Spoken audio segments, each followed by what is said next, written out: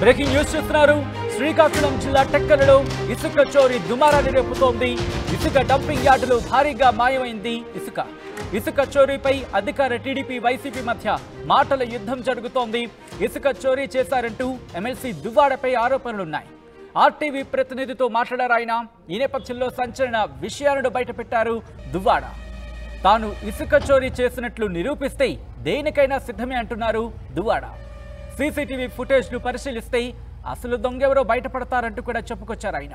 ఎన్నికల ఫలితాలు వచ్చిన వెంటనే అచ్చెన్నాయుడు అనుచరులై ఇసుకను కొల్లగొట్టారంటున్నారు దువ్వాడ. ఇసుక చోరీని అడ్డుకున్న ప్రగతి ఇన్ఫ్రా సిబ్బందిపై అచ్చెన్న అనుచరులు దాడి చేశారంటున్నారు ఆయన. ఇక మైనింగ్ శాఖ అధికారులు దొంగలను కాపాడుతున్నారంటూ కూడా సంచలన ఆరోపణలు చేశారు. ఇసుక పెద్ద మొత్తంలో చోరీకి గురైందంటున్నారు దువ్వాడ. ఇసుక మాఫియా భరతం పడతామంటున్నారు ఆయన. సామాన్యులకు ఇసుక అందుబాటులో ఉంటుందంటూ కూడా అధికారులు చెబుతున్న పరిస్థితి అక్కడ. ముఖ్యంగా ఫ్రీ ఇసుక అంశం ఇప్పుడు ఆంధ్రప్రదేశ్లో సంచలనంగా మారిందని చెప్పుకోవాలి. ఈ నేపథ్యంలో మరీ ముఖ్యంగా శ్రీకాకుళం జిల్లా టెక్కల్లో ఇసుక చోరీ ఇప్పుడు దుమారానే రేపింది. ఇసుక డంపింగ్ యార్డులో భారీగా మాయమైంది ఇసుక చోరీపై అధికార తెలుగుదేశం పార్టీ వైసీపీ మధ్య మాటల యుద్ధం జరుగుతోంది. ఇసుక చోరీ చేశారంటూ ఎమ్మెల్సీ దువ్వాడపై ఆరోపణలున్నాయి. ఆర్టీవీ ఆయనతో మాట్లాడింది. ఈ నేపథ్యంలోనే సంచలన విషయాలను బయటపెట్టారు దువ్వాడ. తాను ఇసుక చోరీ చేసినట్లు నిరూపిస్తే కనుక దేనికైనా సిద్ధమే అంటూ కూడా సవాల్ చేశారు ఆయన. సీసీటీవీ ఫుటేజ్ను పరిశీలిస్తే అసలు దొంగలు బయటపడతారంటున్నారు ఆయన. ఎన్నికల ఫలితాలు వచ్చిన వెంటనే అచ్చెన్నాయుడు అనుచరులే ఇసుకను కొల్లగొట్టారంటూ కూడా దువ్వాడ చెప్పుకొచ్చారు. ఇసుక చోరీని అడ్డుకున్న ప్రగతి ఇన్ఫ్రా సిబ్బందిపై అచ్చెన్న అనుచరులు దాడి చేశారంటున్నారు దువ్వాడ. ఇంకా దువ్వాడ ఏమన్నారు? ఆర్టీవీ ప్రతినిధితో ఆయన మాట్లాడారు. ఆ సంభాషణలో ఆయన విన్నారు, చూద్దాం. మా మీద అంటున్నారు కదా, మా మీద అనేటప్పుడు అక్కడ సర్విలెన్స్ కెమెరాస్ ఉన్నాయి కాబట్టి ఆ కెమెరా దగ్గరికి ఎవడెళ్ళాడు? వెళ్ళినప్పుడు అడ్డుకున్నటువంటి ప్రగతికి సంబంధించిన వాళ్ళు ఎవరైతే స్టాఫ్ ఉంటారో వాళ్ళు అడ్డుకున్నప్పుడు తన్ని అంట పెట్టారు వాళ్ళకి. అక్కడి నుంచి తన్ని అంట పెట్టినప్పుడు పోలీసులు వెళ్ళారు అక్కడికి. పోలీసులు వెళ్తే పోలీసులకు కూడా ఎంట పెట్టారు. ఆఖరికి ఏడీ వెళ్ళాడు. ఏడీ వెళ్తే ఏడీకి కూడా ఎంట పెట్టారు. 3 రోజులు దందా జరిగింది. అందులో ఎంతమంది కెమెరాలో కనబడితే అంతమందికి అరెస్ట్ చేసేసి ఆ ఫోటోల ప్రకారం వీడియోల ప్రకారం అరెస్ట్ చేయొచ్చు. సీసీ ఫుటేజ్ మనకు దొరకదా? ఎందుకు? మీరు తీయండి, మరి మీరే తీయాలి, నాకేట అవసరం? నాకు సోర్స్ ఏమైనా చెప్తారండి? సోర్స్ అదే నేను సోర్స్ చెప్తున్నాను కదా. ఏడీకి అడగండి. 4వ తారీఖు నుంచి ఎవడు తీసాడు ఇసుకని అడగండి. అది కౌంటింగ్ అయిపోయిన తర్వాత స్టార్ట్ అయింది దోపిడీ. అదే కదా మీరు చెప్పిన వీడియో ప్రకారమే 4వ తారీఖు సాయంత్రం నుంచి అని అంటున్నారు కదా. 4వ తారీఖు సాయంత్రం నుంచి 5, 6 తారీఖుల్లో తరలించారు అంటున్నారు కదా. నాకు తెలుసు తరలించారు. దాని మీద మేము చూసి చాలా బాధపడ్డాం. అయితే తరలించిన వాళ్ళు ఎవరన్నది పట్టేయమంటున్నాం నేను. వీడియో పట్టేయడానికి 7 మార్గాలు: సర్వేలెన్స్ కెమెరా, 2 ఏడీ, 3 పోలీసులు. వీళ్ళందరూ శంకనాగుతున్నారా అని అడుగుతున్నాను. ఫంక్షనింగ్ లో ఉన్నాయి సీసీ కెమెరాలు సార్, ఉన్నాయి కదా. తీయండి. ఒకవేళ నేనే తీసేస్తే మరి ఏడీ ఎందుకు ఊరుకున్నాడు? మరి నేనే తీసేస్తే పోలీసులు ఎందుకు అక్కడికి వచ్చి వెనక్కి వెళ్ళిపోయారు? ఒకవేళ నేనే తీసేస్తే ఆ రీచ్ కాపలాదారులు ఉంటారు కదా, మరి వాళ్ళు ఏమయ్యారు? తీయండి మొత్తం. నాకు అదే కావాలి.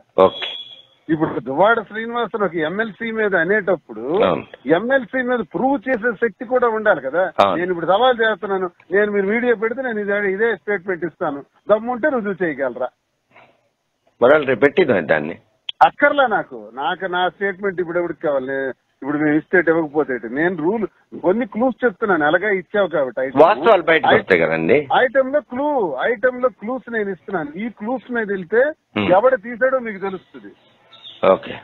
ఎవడు తీసాడో వీడియోతో సహా తెలిసిపోతుంది. ఎవడైతే దొరుకుతాడో ఆ దొరికినోడికి పట్టుకోండి. అది టీడీపీ ఓడే వైసీపీ ఓడే చూడండి. వైసీపీ ఓడైతే నా మీద కేసు కట్టేయండి. టీడీపీ ఓడైతే అచ్చెన్నాయుడు మీద కట్టండి కేసు. కట్టండి. ఉందా దమ్ము? ఉంటేనే ఇందులో జగాల. ఏడీకి ఆల్రెడీ ఫోన్ చేశాను. డీడీ కన్సెంట్ ఎమ్మెల్యే అయితే నేను ఎమ్మెల్సీకి ఉన్నాను. గవర్నమెంట్ నేను ఎమ్మెల్సీకి ఇసుక వాళ్ళకి అడగండి. ప్రగతి ఇన్ఫ్రా సర్వేలెన్స్ తీయమనండి. పోలీసులకు అడగండి. 4వ తారీఖు సాయంత్రం దువ్వాడ శ్రీనివాస్ మనుషులు తీసుకెళ్లిపోతుంటే మీరు ఏం శంకనాగుతున్నారని అడగండి. ఏడీని అడగండి. అక్కడ ఎవరు కూర్చున్నారు? రాత్రి పగలు 3 రోజులు కొట్టారు ఇసుక. ఏడీకి ఫోన్ చేశాను, చేస్తే నేను కాంపనెంట్ కాదు డీడీ కాంపనెంట్ అన్నాడు. ఆయన అంగూరు వెళ్ళాడంట. ఎవడెవరి దానికి ఒక అధికారం, ఒక కంపెనీ ఏదో ఒకటి ఉంది కదా. అవును, కెమెరాస్ కూడా ఉన్నాయి కదా, కెమెరాస్ తీయండి. ఓకే, తీయండి. దాని నిగ్గు నాకు చాలా సంతోషం. ఇది చాలా మంచి వార్త. నా పేరును పెట్టేటప్పుడు నా పేరున కాదా లేదో కూడా రుజువు చేయాలి కదా. రుజువు చేయాలి కదా. అలాగే సంపాదించాలనుకుంటే ఎక్కడో ఉంటుండేవాళ్ళు మేము. కానీ వాళ్ళకన్నా అందం కన్నా ఎవరు అక్కడ కూర్చున్నారు, ఆ సర్వీలెన్స్ కెమెరాలు ఎవరున్నారు, ఆ వచ్చిన వాళ్ళు ఏ పార్టీకి చెందిన వాళ్ళు, తీయండి, అంతా తెలిసిపోద్ది. ఉంటాను.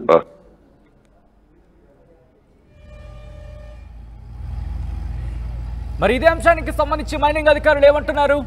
సామాన్యులకు ఇసుక అందుబాటులో ఉంటుందా? ఇసుక మాఫియా భర్తం పడతామంటున్నారా? ఇంతకీ పెద్ద ఎత్తులు, ఇన్ఫాక్ట్ పెద్ద మొత్తంలో ఇసుక చోరీకి గురైందా? మైనింగ్ అధికారులు ఏమంటున్నారు? మా ప్రతినిధి నాయుడు మైనింగ్ అధికారులతో మాట్లాడారు. మైనింగ్ అధికారులు ఏమంటున్నారో చూద్దాం. భవన నిర్మాణ రంగానికి ముడిసరుగ్గా చెప్పుకునే ఇసుక సామాన్య మధ్యతరగతితో పాటు భవన నిర్మాణ రంగానికే ఈరోజు అందందాసుగా మిగిలే పరిస్థితి ఉంది. గత 5 ఏళ్లలో ఈ ఇసుకను దందాకే తప్ప వినియోగానికి అందుబాటులో లేని నేపథ్యంలో ఈ సమస్యలను పరిగణనలు తీసుకున్నటువంటి కూటమి ప్రభుత్వం అధికారంలోకి వస్తే శాండ్ పాలసీని కొత్తగా అమలు చేసి ఆ శాండ్ వీలైనంత తక్కువ ధరకు అందించేందుకు కొత్త ఇసుక పాలసీని కూటమి ప్రభుత్వం ఈరోజు అమలు చేసింది. అందులో భాగంగానే 4 రోజుల క్రితం ఈ పాలసీ అమల్లో ఎటువంటి మెలకువలు తీసుకుంటున్నారు, ముఖ్యమంత్రి చంద్రబాబు నాయుడు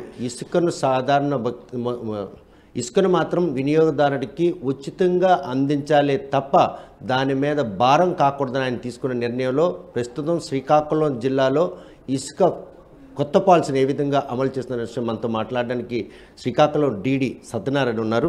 చూస్తే కనుక ఏదైతే ఈ కొత్త ఇసుక పాలసీ ఉందో ఆ పాలసీ అమల్లో క్షేత్రస్థాయిలో సామాన్యులకి ఇంకా కూడాను కొంత అనిశ్చితి నెలకొనుంది. ఆ అనిశ్చితిలో అక్కడ ఏ విధంగా అక్కడ ఉన్నటువంటి ఈ పాలసీకి వాళ్ళకి ఇసుక అందుబాటులోకి వచ్చే ప్రక్రియ నడుస్తుంది. సత్యనారాయణ డీడీ మైన్స్ మాట్లాడుతున్నానండి. ప్రస్తుతము నూతన విధానమైన ఇసుకని జీవో ఇచ్చి ఉన్నారు గవర్నమెంట్ ప్రభుత్వము. దాని ప్రకారము ఏమంటే స్టాక్ పాయింట్లో లభ్యమయ్యే వనరుల్ని ఇసుకని సామాన్య ప్రజలకు అందించమని చెప్పారు. అయితే గతంలో ఈ స్టాక్ పాయింట్లో వేరు స్టాక్ పాయింట్లో వేరువేరుగా రేట్లు ఉండేవి. మన జిల్లాలో అంగూరు దగ్గర ఒకటి, టెక్కెళ్ళ దగ్గర ఒక్కొక్క స్టాక్ పాయింట్ ఉన్నది. గతంలో టెక్కెల్లో 800 రూపాయలు అమ్మేవారు. ఇప్పుడు అంగూరులో 475 అమ్మేవారు. ఇప్పుడు ఈ పాలసీ ప్రకారము 340 రూపాయలు మాత్రమే వినియోగదారులు చెల్లించవలసి ఉంటుంది 1 టన్నుకు. ఎందుచేతంటే ఇసుకని తీసుకొచ్చి నదిలోంచి తీసుకొచ్చి ఒడ్డున పోసి మళ్ళీ అక్కడ రీలిఫ్టింగ్ చేస్తాం కాబట్టి ఆ ఖర్చులు ఉంటాయి. అలాగే స్థానిక సంస్థలకు బలోపేతం చేయడానికి, ఎందుకంటే వాళ్ళ రోడ్లు అన్నీ ఛిద్రమవుతాయి కాబట్టి వాటికి స్థానిక సంస్థలు బాగుండాలని వాళ్ళకి కొంత అమౌంట్ వెళ్ళే విధంగా జిల్లా పరిషత్కు గ్రామానికి మండల కేంద్రానికి మండల పరిషత్కి వెళ్ళే విధంగా అది నిర్ణయించారు. డిఎంఎఫ్ మా రోడ్లు మళ్ళా మైనింగ్ చేసే ప్రాంతంలో ప్రజలకి ఏ అవసరాలు వచ్చినా దానికి సీనరేజు రవాణా ఛార్జీలే తప్ప ఇంకొక పైసా ఆదాయం కూడా ప్రభుత్వ ఖజానాకు వచ్చే అవకాశం ఈ పాలసీలో లేదా? ఏమీ లేవండి. ఎందుకంటే స్టేషనరీ ఖర్చు ఒకటే ఉంటుంది. మా స్టేషనరీ హైదరాబాద్ నుంచి తెప్పిస్తున్నారు, మా డైరెక్టర్ గారు తెప్పించి అందరికీ సప్లై చేస్తున్నారు. ఎందుకంటే కరెక్ట్గా ఉండాలి, ఎవరు చేయకూడదు, ట్యాంపరింగ్ చేయకూడదని. ఆ ఛార్జీలు తప్ప ఇంకేమీ ఎవరు పే చేయని అవసరం లేదు. శ్రీకాకుళం జిల్లాలో ప్రస్తుతం అంగూరు, టెక్కలి ఈ 2 డంపింగ్ యార్డ్ దగ్గర ఇసుక ఎంత అందుబాటులో ఉంది? ప్రస్తుతం వర్షాకాలం ఖరీఫ్, నదులకు నీరు వరదొచ్చే పరిస్థితి ఉంది. నదిలో కూడా ఎక్కడ చూసినా ఇసుక నిలువలు కనిపించే పరిస్థితి లేదు. రీచ్లు ఇప్పుడప్పుడే పరిస్థితి. ఇప్పుడున్నటువంటి నిల్వలు శ్రీకాకుళం జిల్లా ఇసుక వినియోగదారులకు సరిపోయేటట్టు ఉందా? ప్రస్తుతం మనకి సుమారు 60,000 వరకు 2 స్టాక్ యార్డ్లో నిల్వ ఉన్నాయి. ఎందుకంటే ఈ నిల్వని ప్రస్తుతం మనం జిల్లాలో వినియోగదారులకే మనం సప్లై చేస్తున్నాము. పెద్ద లారీలకి వాటికి మనం సప్లై చేయట్లేదు. ప్రస్తుతం ఈ వర్షాకాలం అయిన వెంటనే మళ్ళీ ప్రభుత్వం వారు ఇంకో జీవో ఇస్తారనుకుంటున్నాము. అవి వచ్చిన వెంటనే మార్గదర్శకాలు వచ్చిన వెంటనే అట్లా చేస్తాము. మరియు ప్రజెంట్ ఏంటంటే ఈ ఇసుకతో పాటు ఇంకా జిల్లాలో ఏవైనా డీసిల్టేషన్ పాయింట్స్ అంటే పూడికి తీతలు ఏమైనా ఉన్నాయని ఇరిగేషన్ వారితో సంప్రదించాము.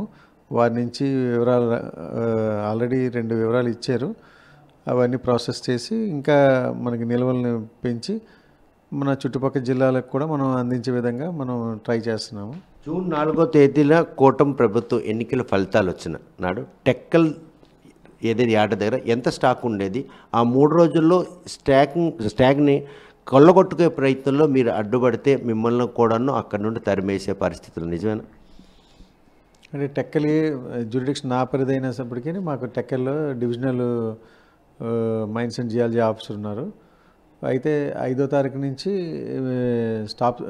స్థానిక పోలీసులు అందరూ కలిసి ఎవరు ఇసుకని ఎవరు తీసుకెళ్ళకుండా ఆపి ఉన్నారు. ఆ స్టాకే ఇప్పుడు అది మెజర్ చేశారు. సుమారు 10,000 టన్నుల వరకు వస్తుంది. ఆ స్టాకే ఇప్పుడు డిస్పోజ్ చేస్తున్నారు నిన్నటి నుంచి. ఆ రోజు తరలించుకుపోయిన స్టాక్ ఎంత ఉంటుందని మీరు ఎస్టిమేషన్ వేశారు? చూస్తే కనుక అక్కడ చాలా బల్క్గా యార్డ్లో డంప్ ఉండేది. హైవే పక్కన ఉండడం కూడాను వాళ్ళకి కలిసి వచ్చే ఆవశ్యంగా మరి అక్కడ సీసీ ఫుటేజ్లు కానీ అవి ఏమైనా పరిశీలించడం, వాటి మీద ఏమైనా ఎవరు ఆ స్టాక్ను కొలగొట్టడం అంటే జేసీ ఇన్ఫ్రాకి సంబంధించిన నిర్వాహకులకు వచ్చినా కూడా అయితే పోలీసులు సకాలంలో దాన్ని ఆపారు. ఎవరు లేదు తీసుకెళ్ళలేదు. ఆ రోజు ఆపినప్పుడు ఉన్న 10,000 స్టాకు ఈ ప్రజెంట్ కూడా ఉన్నది. అంటే అక్కడ ప్రస్తుతము తూకం ప్రకారంగానే ఉన్నది. తూకం అన్నీ పనిచేస్తున్నాయి. తూకం ప్రకారమే ఇస్తున్నాము. అంటే 2 రోజుల పాటు అక్కడ ఉన్నటువంటి ఇసుకను మాత్రం ఎవరు తీసుకెళ్లారో తెలియని పరిస్థితి అక్కడ ఇసుకనైతే తీసుకెళ్ళలేదండి. తీసుకెళ్ళడానికి వచ్చిన మాట అయితే పోలీసులు చెప్పిన దాని ప్రకారం వాళ్ళు సకాలంలో పోలీసులు వెళ్ళి అది ట్రెంచ్లై కొట్టేసి చేశారండి. అది తీసుకెళ్లేందుకు ప్రయత్నిస్తేనే ముందుగా సమాచారం రావడంతో మీరందరూ వెళ్ళలేదు. పోలీసు వారు తమ సిబ్బంది వెళ్ళి అక్కడ స్థానిక ఏడీ గారు రెవెన్యూ అందరూ కలిసి దాన్ని ఆపినట్టు తెలుసు. ప్రస్తుతం మాత్రం ఈ కొత్త పాలసీలో నగదు లావాదేవీలు లేకుండా అంతా డిజిటల్ ట్రాన్సాక్షన్ జరగాలని దానికి ఎటువంటి సౌకర్యం అందుబాటులో తెచ్చి జీవో ప్రకారము ఎట్టి పరిస్థితుల్లో నగదు తీసుకోనకుండా అన్నీ ఆన్లైన్ డిజిటల్ ట్రాన్సాక్షన్ జరగాలని చెప్పి ఉన్నారు. దాని ప్రకారం కలెక్టర్ గారి పేరు మీద గతంలో మన దగ్గర mines and geology department collector గారి పేరు మీద ఒక అకౌంట్ వేసి ఉన్నాం. ఎందుకంటే శ్రీకాకుళంలో శాండ్ ఎప్పటి నుంచో మనం చేస్తున్నాం కాబట్టి పాలసీ ప్రకారం ఆ అకౌంట్కి డిజిటల్ పేమెంట్స్ యూపీఐ వచ్చే విధంగా అన్ని చేసి అక్కడ చేస్తున్నాము. ఇక్కడ ఇంత పక్కాగా మీరు డిజిటల్ ట్రాన్సాక్షన్స్తో పాటు సామాన్య మధ్యతరగతి ఇసుక అందజేసే ప్రయత్నంలో ఇప్పటికే గత 5 ఏళ్ళుగా అక్రమ ఇసుక దందాకు చాలామంది ఎడిట్ అయ్యి ఉన్నారు. వాళ్ళని కట్టడి చేయడానికి ఆల్రెడీగా ఒక మానిటరింగ్ కమిటీ కూడా కలెక్ట్ గారు మీ శాఖ పరంగా కూడా వారిని ఎలా గైడ్ చేస్తారు?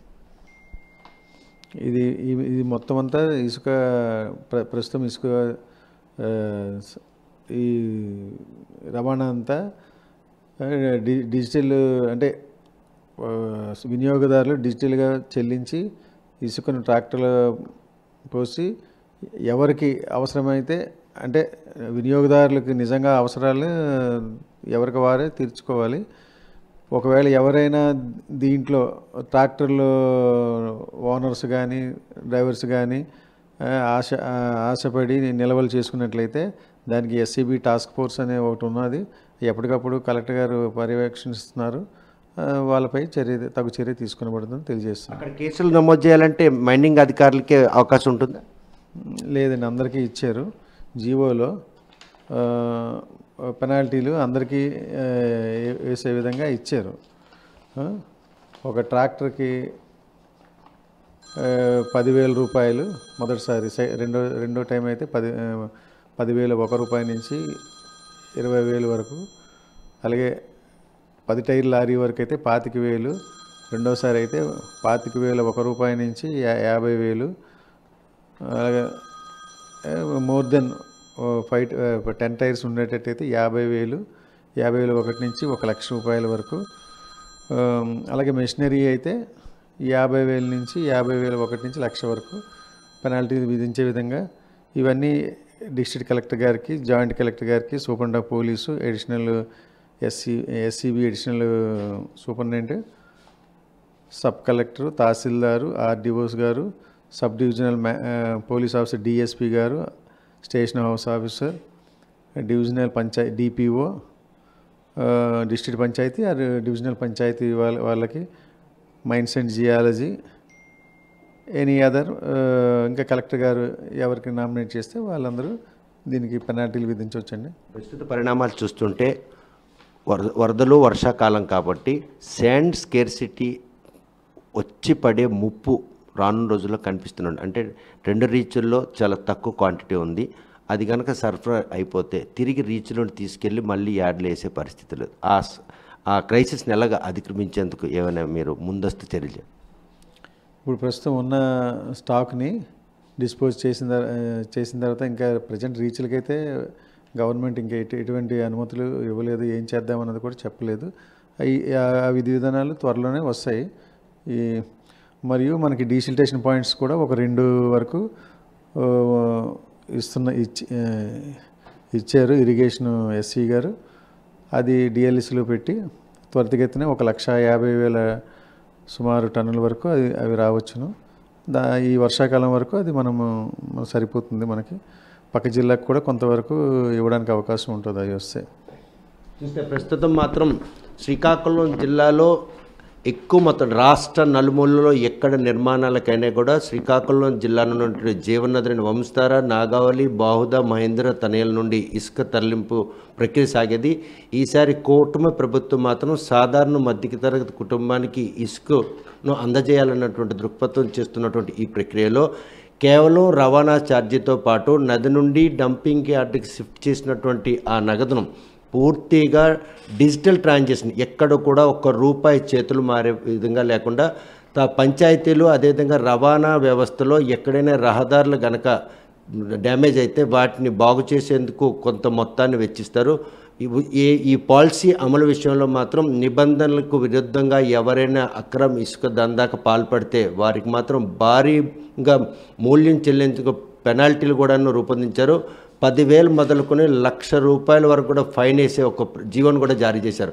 ప్రస్తుతం జిల్లా వ్యాప్తంగా చూస్తే కనుక ఇసుక నిలువలు తక్కువగా ఉన్న ఈ తరుణంలో వినియోగం కనుక పెరిగినట్టయితే ఇరిగేషన్ అధికారులతో సంప్రదించి వంశధార, నాగావళి డీసిల్టేషన్కి సంబంధించినట్టు స్టాక్ పాయింట్ల నుండి సుమారు 1,00,000 టన్నుల వరకు ఇసుకను సేకరించి అందుబాటులో ఉంచుతాం.